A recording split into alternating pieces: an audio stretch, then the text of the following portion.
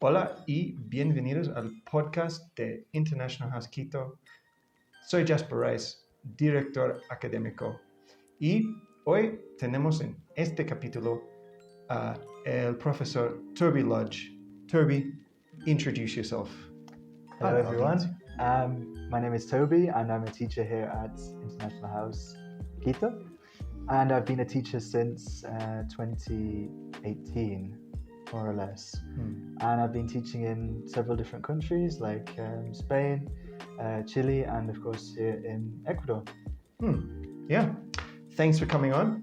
No problem. Entonces hoy hablamos de un tema muy importante, gramática. ¿Es gramática importante? Pues sí, pero vemos a los nuances.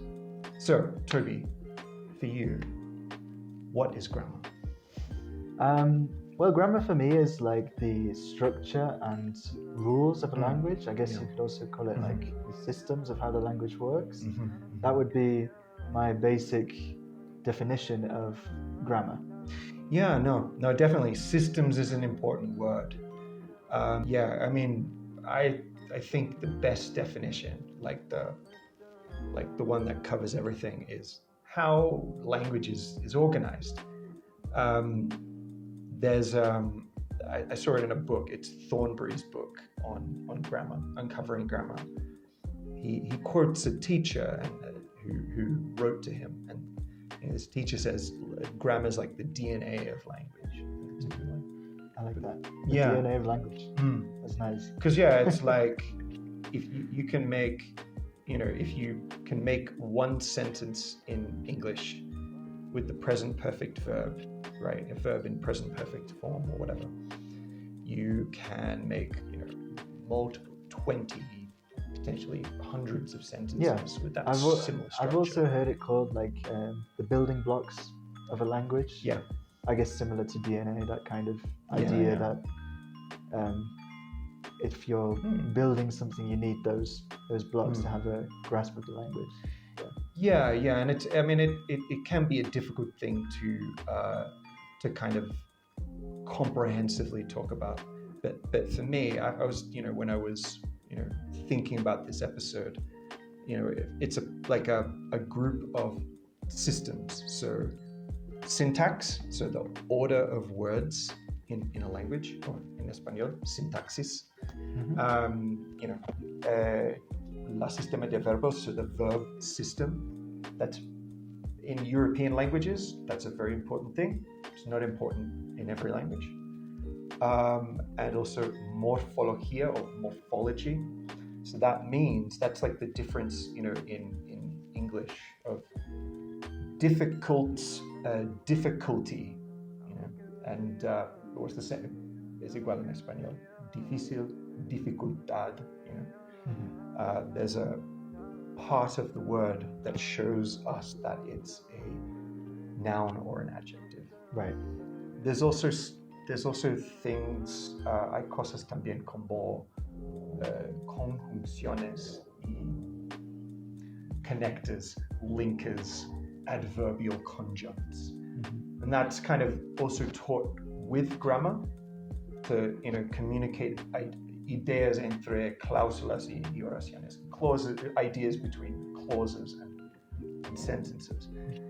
So and that when you are a student or a teacher in a class, that's what you usually teach and usually learn. An interesting point is, not some people consider grammar and vocabulary to be a spectrum. So sometimes the distinction between grammar and vocabulary is not a clear one. We'll talk about that later. So now, you're a teacher, I'm a teacher. La gramática es una cosa que hemos tratado en nuestras clases. So, what about como estudiantes? So we've learned languages as well. So la gramática es una cosa que hemos tratado en nuestras clases. So, what about we've learned languages as well? So, you obviously, Toby, is an amazing speaker of Spanish. Toby has the distinction of taking the DELE, which is the Spanish proficiency exam, and Toby scored a C1 in this exam. Bravo.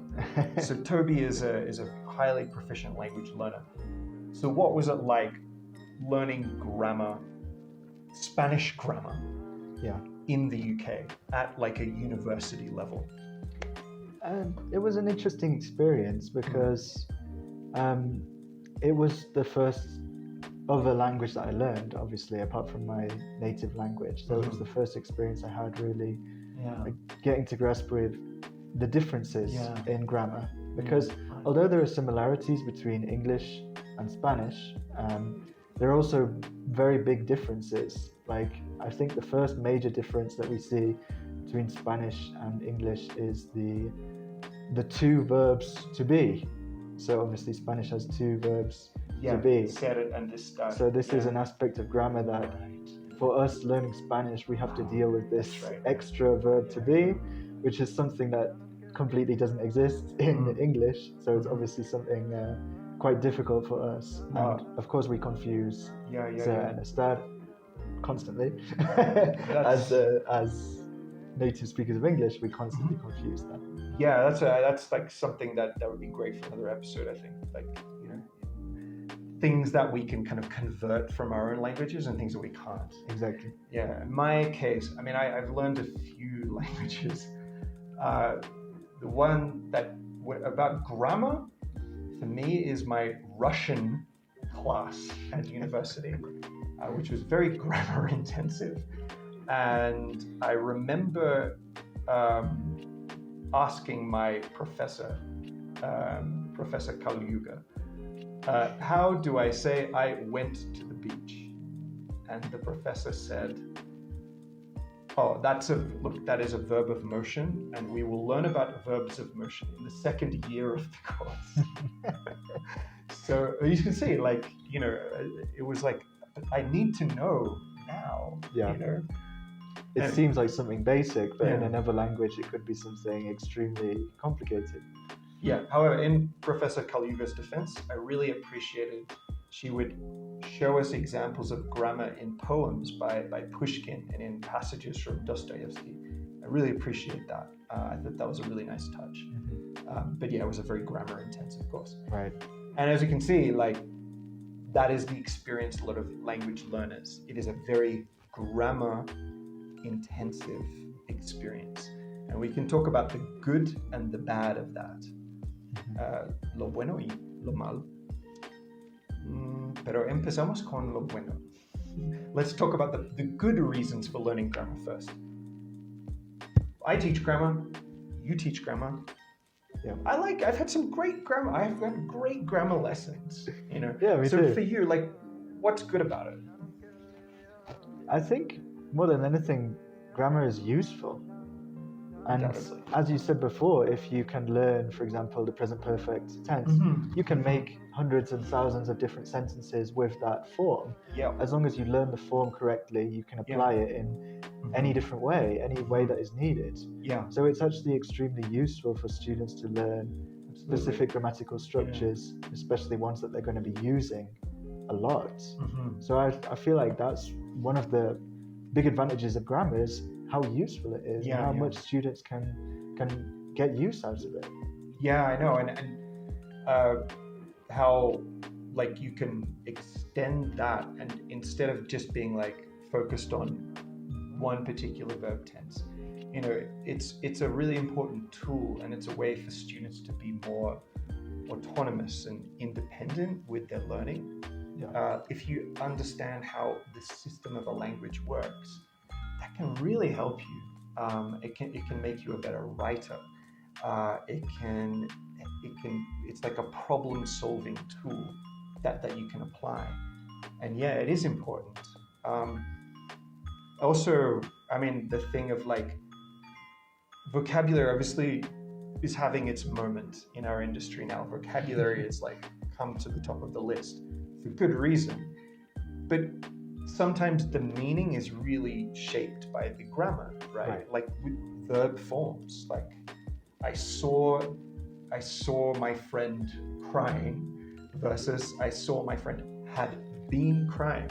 It's describing a different kind of event, you know. So that's really important. But hablamos de mal. Criticism, okay? So, what for you? Where does teaching grammar, where does it become too much? Where does it, you know, what's I guess the downside? I guess one of the downsides is the reaction of the students. A lot of students seem to have had maybe slightly negative experiences with grammar before. Maybe they think that grammar is something really difficult, and maybe they actually kind of have an insecurity about that because they feel, oh, I'm not good at grammar. They actually feel stupid when they study grammar, which obviously is something really unfortunate because grammar is important and we shouldn't feel insecure about studying grammar or be scared of it or think of it as something really boring or something really difficult. I know. I think that is one of the challenges, is just students' attitude to grammar, which can be negative. Yeah, I know. And that is, I think it comes from like the fact that, you know, if you look in a lot of books and grammar course and language courses, grammar is kind of really broken down into these little Thornbury, sorry, I'm quoting Thornbury a lot. He calls them grammar McNuggets, like little like nuggets of grammar. Yeah. And in one way, that does help. You know, if you can break it down into little parts, you can understand the whole. But at the same time, there's a lot of it becomes a lot of memorizing the rule for this and the rule for that, and I kind of compartmentalizing it a bit, like, okay, here we have this tense and this tense and this tense, which is of course not how a real conversation would work. We don't think about grammar in that way when we're having a conversation. Exactly. We don't think about it at all. We don't think about it like, okay, first I'm going to use the past tense and I'm going to change to the past continuous. Absolutely. We don't, as native speakers, of course, of any language, we don't view grammar in that way, but it's often how students think about grammar. It is, and it distorts. It kind of leads to very we see some very artificial and sounding things in textbooks, and then in student production, so student writing, student talk. Just using the past perfect in every single sentence when they past perfect, simple past in every sentence. Right. But and it doesn't reflect how native speakers use it. Now, so if you're an English teacher and a student, you know learning grammar is often about the rules. So now, and it can be something that can be helpful or sometimes not very helpful. What's your experience been with that? Usually as an English teacher, I often say that the rules sometimes they're more like guidelines than strict rules in certain cases. That's charitable, Just because if you say to a student that you never ever say this, they will always find an example of somebody saying that, and they will bring you that example and they'll say, teacher, why did he say that? You told me that was incorrect. Why is that not incorrect? Which has happened many, many times. If I ever say something is like this, they will always find a counter example of somebody using it in a different way. If you are that student, I mean, we sympathize with you. We're not, because you said the word guidelines. You could also say half-truths. Right. That was a charitable term. And so a good example, un ejemplo importante en inglés is will and going to. There is no difference between will and going to.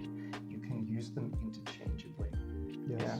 But there's this very artificial thing of will is for prediction, and going to is for a plan. And it really is just, it's not true. It does confuse students as well, because instead of just speaking fluently, they have to stop and go, oh, is this a prediction or is this a plan? Let me think about it. But really, they could just use either, and the sentence would make perfect sense.